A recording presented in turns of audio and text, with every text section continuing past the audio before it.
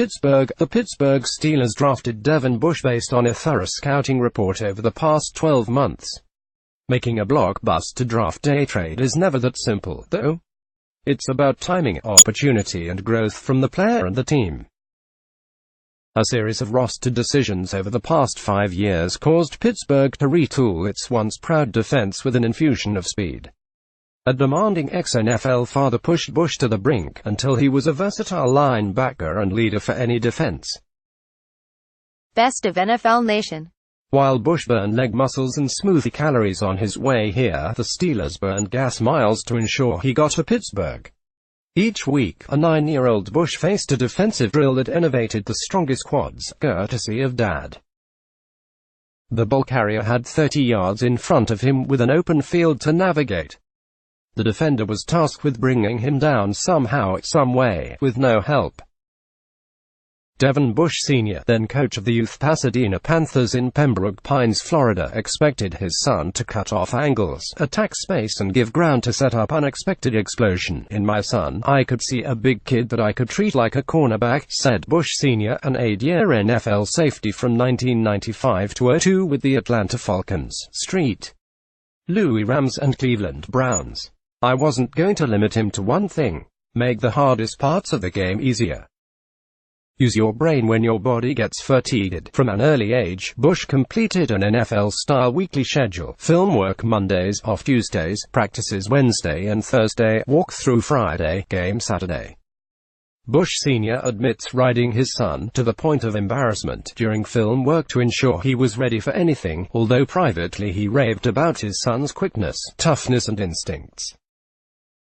He rewarded those traits in his own way, with post-practice trips to Jamba Juice, father and son celebrating over matching mango a-go-go smoothies with whey protein. Bush Sr. said, as Bush saw the fruit years later as a blue-chip player in South Florida, the Steelers were trying to close their own 30-yard gap.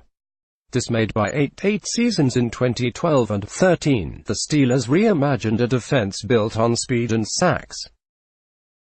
Once great veterans such as Ike Taylor and Polamalu had lost a step in the open field. The Steelers spent the 15th overall pick in 2014 on Ryan Shazier, whose 4.4 speed offset any concerns over his 6'1", 237-pound frame. Shazier was so gifted he once beat out the Steelers receiving corps in a length-of-field race after a practice. The NFL game was changing, and coach Mike Tomlin was ready to counter the spread-out passing games that neutralized traditional defense. That meant more defensive backs on the field, and more players who could run like Shazier, an eventual two-time Pro Bowler. Whoever could cover receivers was welcome in the Steelers' nickel and dime coverages. The emphasis in today's NFL is about sub-package football because of the number of multiple receiver sets that you see, Tomlin said in 2014.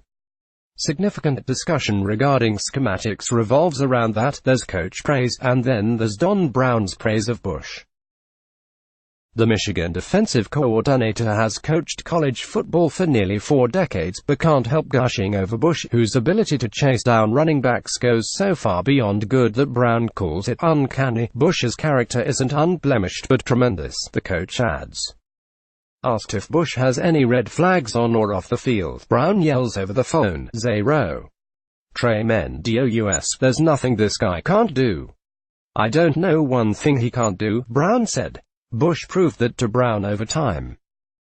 He sat next to Brown in every film session, often to his left, diagnosing the play before his coach and relaying it to his fellow linebackers. Scouts often asked Brown whether Bush, at 5'11" and 234 pounds, could handle the rigors of the NFL running game.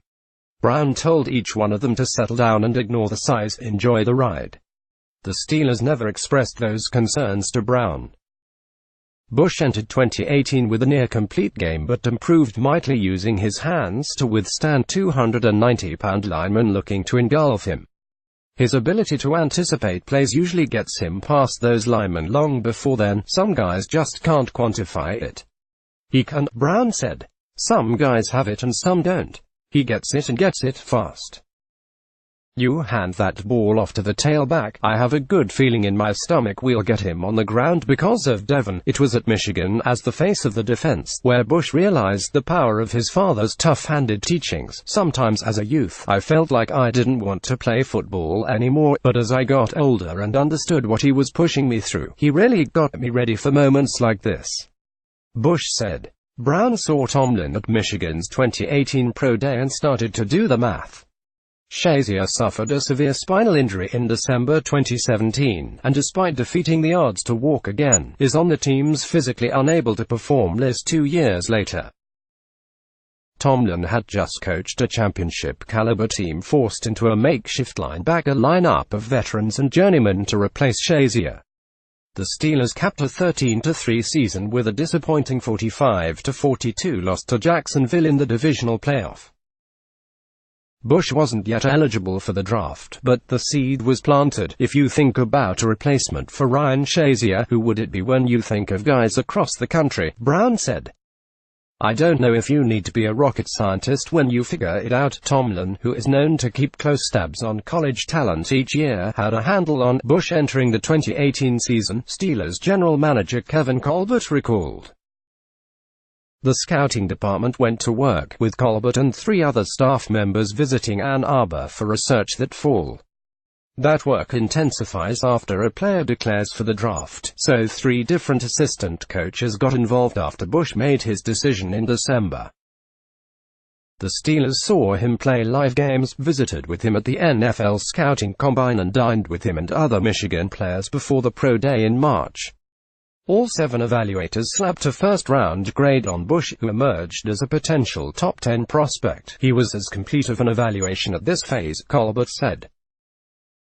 We interviewed a lot of Michigan players through the draft process, and it was unanimous in terms of who their unquestioned leader was, and that was attractive to us as well. Bush had the leadership component and could cover pass catches in space, but Tomlin liked something else, too, the ability to rush the passer.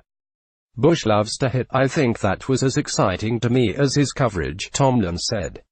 Bush entered draft night with the belief he wouldn't get past Cincinnati at no.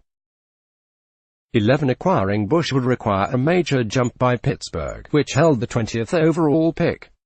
The Steelers had talked to Denver, no. 10, in the hours before the first round kicked off to discuss potential parameters.